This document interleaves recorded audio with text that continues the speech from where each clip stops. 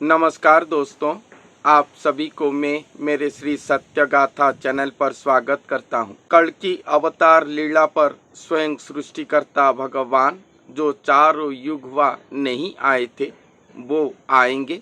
एक गुरु के शरीर पर महाअवतरण करेंगे। वो साधारण मनुष्य की तरह जन्म नहीं लेंगे जैसे श्री रामचंद्र श्री कृष्ण भगवान लिए थे, उस तरह वो नहीं आएंगे।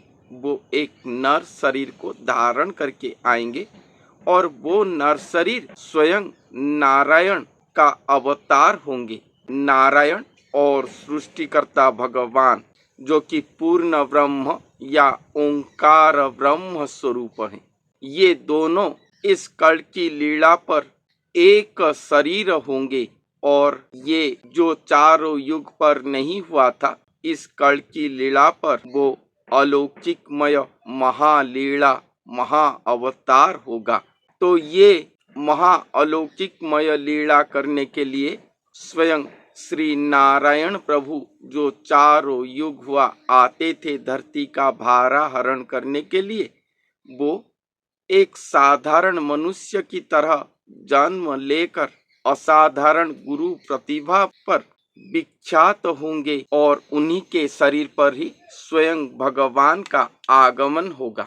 तो वो नारायण प्रभु लीलांग स्वरूप श्री गुरु या वो महापुरुष के गुण लक्षण को वर्णन करते हुए संत भीमभोई जी ने अपने बृहत भीमभोई भजनमाला page number 175 and 176 bhajan number 201 पर लिखे हैं कि अणहिंसा धर्म एही हिंसा नहीं डाकी कहूछि बुझाई। वो गुरु अपने साधना अणसाधना पर स्वयं सृष्टिकर्ता भगवान को पाएंगे, अपने शरीर पर एक एकाकार होंगे, तो वो अणहिंसा पथ पर रहेंगे।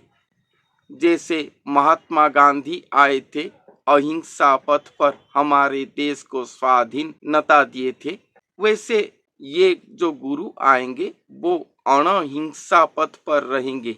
उनके पास हिंसा का कोई भी स्थान नहीं होगा, वो अणहिंसा पथ पर रहेंगे। ये बात संत भीमभोई जी ने सभी को बुलाकर कह रहे हैं।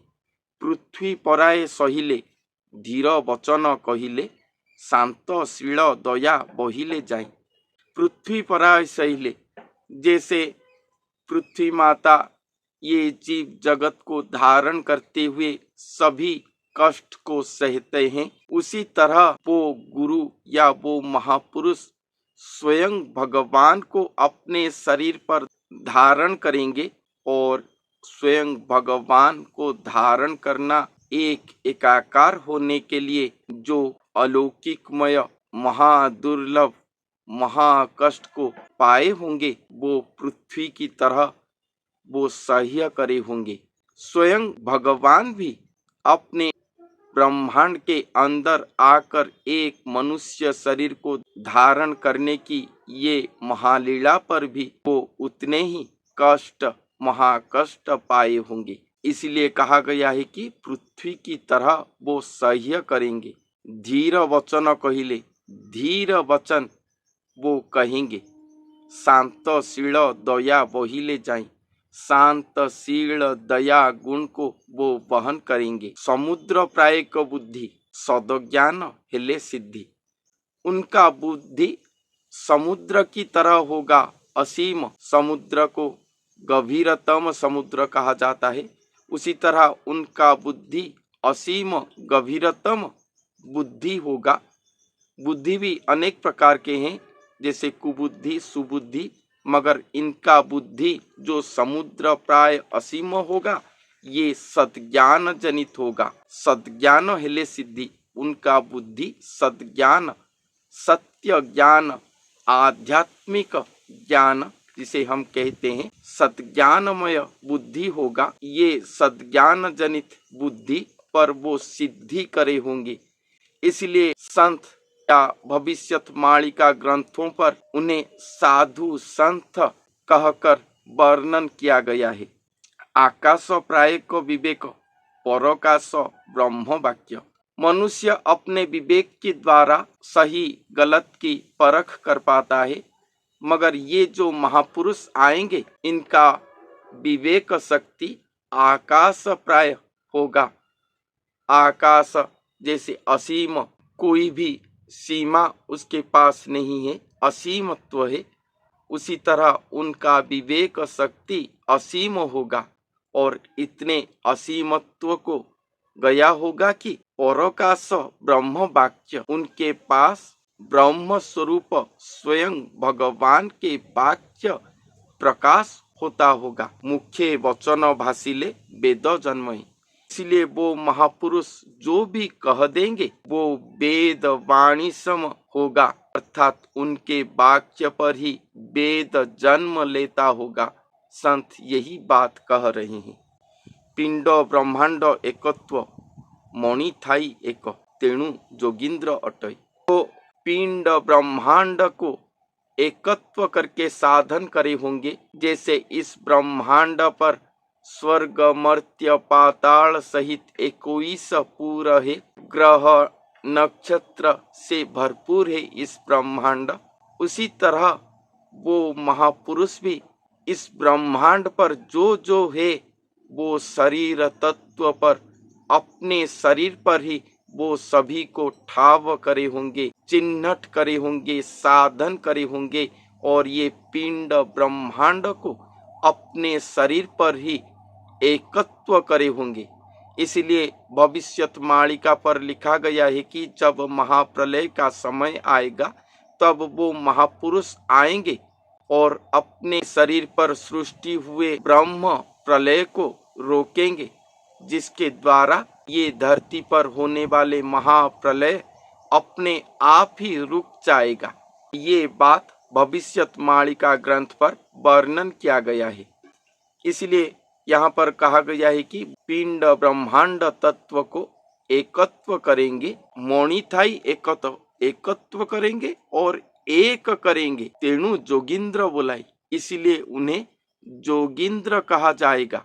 चाहू थाई चंद्रपणे करुणा जल नयने, दुष्ट संथ काहाकू अंतर न थाई। वो सभी को चंद्रमा की नयन पर चाहते होंगे। स्वयं सूर्य या महासूर्य से भी बढ़कर हैं वो, मगर सभी को चंद्रमा की नजर पर या शीतल दृष्टि पर देखते होंगे। करुणा जल नयन, सभी के प्रति वो करुणा भाव रखे होंगे, चाहे वो दुष्ट जन हो चाहे वो संत जन हो। संत जनों के प्रति भी वो करुणा रखे होंगे, किसी के प्रति उनका अंतर भाव नहीं होगा। जैसे एक बड़ा सा चुंबक अगर आ जाए तो आसपास में रहे सभी लोहा अपने आप ही खींचता हुआ चुंबक पर लग जाता है। अगर रात के अंधेरे में अग्नि जल रहा हो तो कीट पतंग अपने आप ही आकर अग्नि पर झांस देते हैं। उसी तरह ये सृष्टि का मालिक स्वयं सृष्टिकर्ता भगवान को, स्वयं पूर्ण ब्रह्म भगवान को ये महापुरुष या स्वयं नारायण प्रभु अपने शरीर पर वहन करके धरती पर अवतरण होंगे और अपना दिव्य स्वरूप का दर्शन लीला भी रचना करेंगे। और इसे जब सभी भक्त जन देखेंगे, संत साधु जन देखेंगे, जिन्हें पाने के लिए उनके आत्मा जन्म जन्म तक तपस्या कर रहा है, उन्हें जब अपने सामने देखेंगे तभी साधु संत जनों की आत्मा एक क्षण नहीं लगेगा शरीर को त्याग करके उनके श्रीपाद पर लीन हो जाने के लिए। अगर ऐसा हुआ तो केवल भगवान ही रहेंगे, कोई भी भक्त जन नहीं रहेंगे। इसीलिए साधु संत जन सभी को वो करुणा दृष्टि पर देखेंगे ताकि उनके आत्मा उनके शरीर पर रहे और वो सब भगवान के अंग संग लाभ कर पाएंगे। उसी तरह दुष्ट जन अगर उनके प्रति दुष्ट आचरण करेंगे तो उनके आत्मा तत्क्षणात उनके शरीर को त्याग करके चला जाएगा।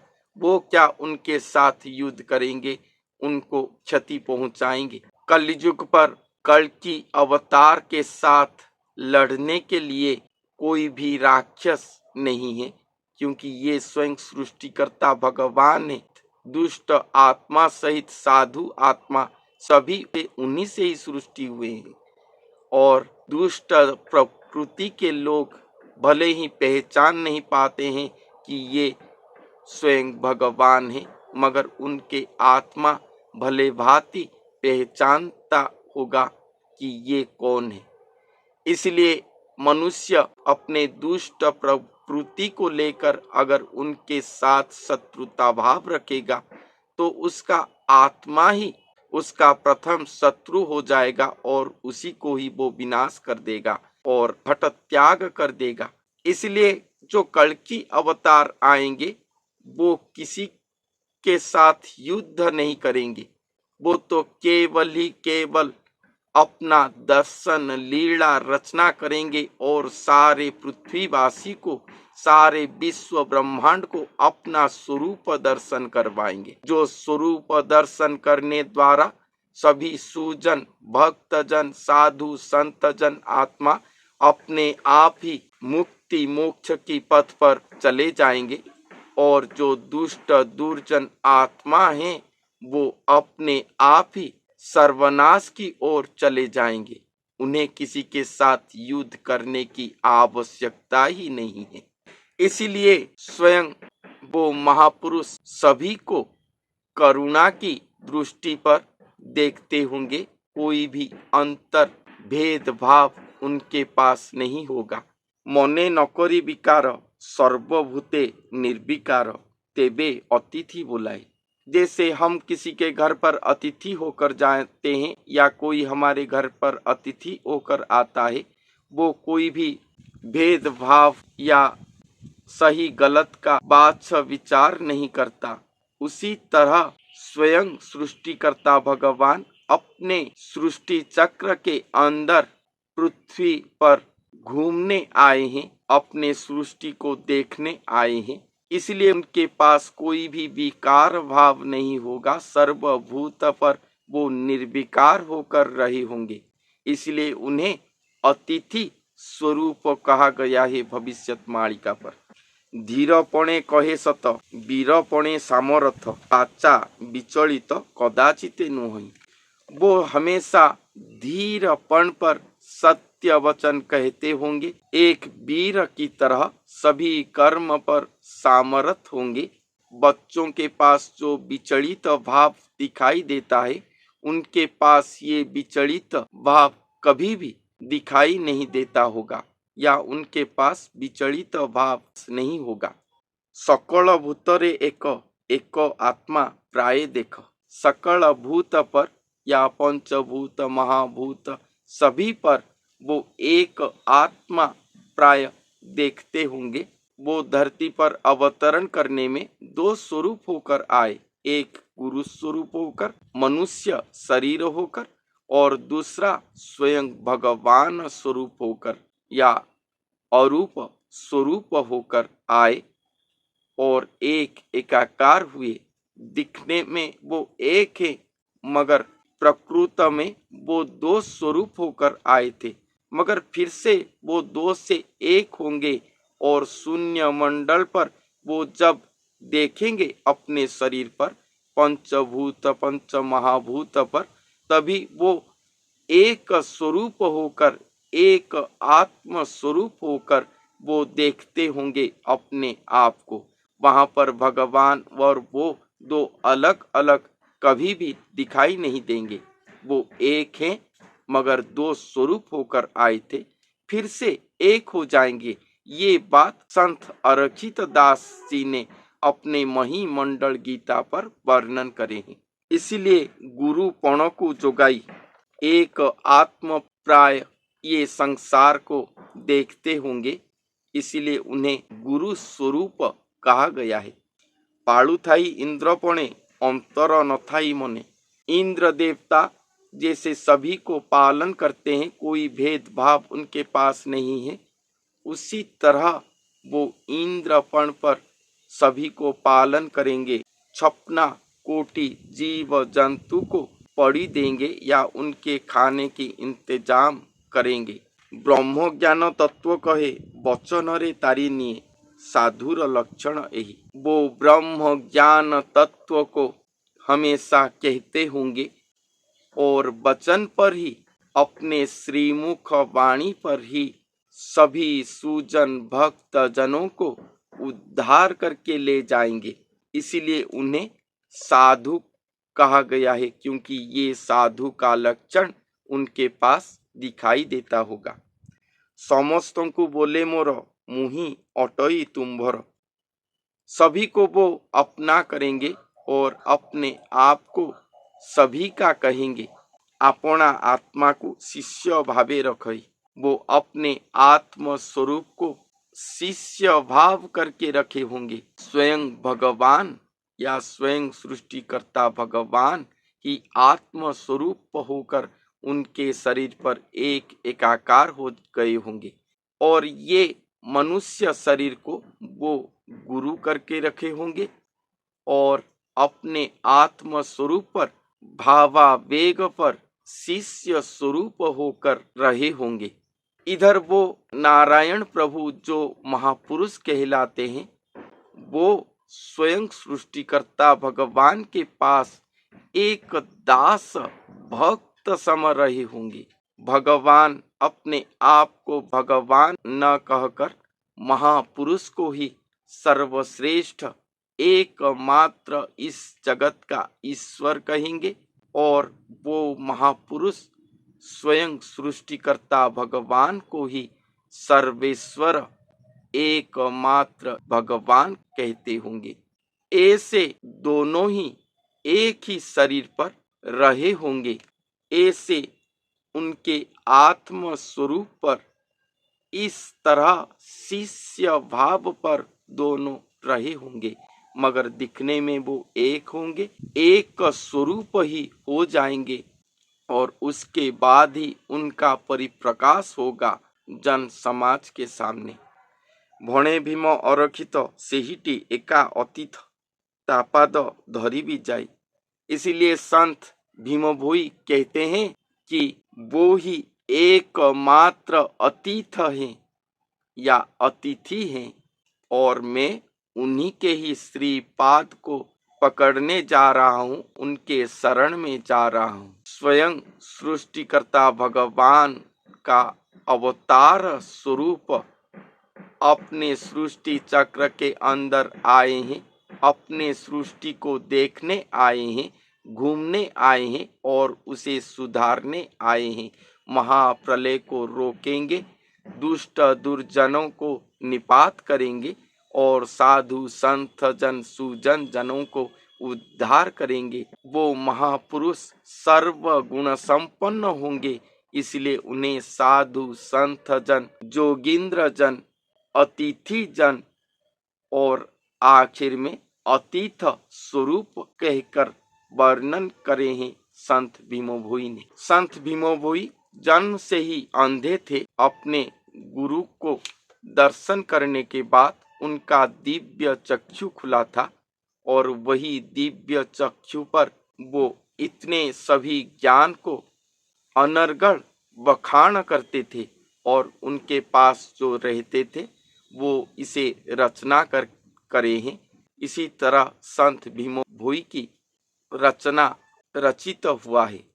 तो जाने से पहले आप सभी को मैं जो ये ज्ञान आपके सामने प्रकाश करता हूँ भविष्यत मालिका पुस्तकों से, पूरे पुस्तक प्रमाण उक्ति सहित ये जो भी मैं ज्ञान अर्जन किया हूँ, ये सभी मेरे गुरुजी के कृपा से, उनके फोटो में पहले से देता हूँ मेरे वीडियो के आरंभ पर और उन्हीं से ही प्राप्ति किया हूँ। और मेरे गुरुजी के आश्रम अनेक अव्यवस्था पर है। अगर कोई सज्जन मेरे गुरुजी के आश्रम को सहायता करना चाहते हैं, आर्थिक सहायता करना चाहते हैं, तो मेरे वीडियो के डिस्क्रिप्शन पर मेरे गूगल पे अकाउंट और मेरे व्हाट्सएप नंबर है, आप वहीं पर जाकर मुझे सहायता कर सकते हैं या मेरे व्हाट्सएप पर जाकर मेरे बैंक अकाउंट लेकर आप सहायता कर सकते हैं। और ये सभी आप मुझे जो भी डोनेट करते हैं, सहायता राशि भेजते हैं, मैं सभी को मेरे गुरुजी के आश्रम पर दान कर देता हूँ। तो जो भी सज्जन हमें सहायता करना चाहते हैं वो जरूर ही करें। तो आज के लिए इतना ही, फिर मिलते हैं अगले वीडियो पर, तब तक के लिए धन्यवाद।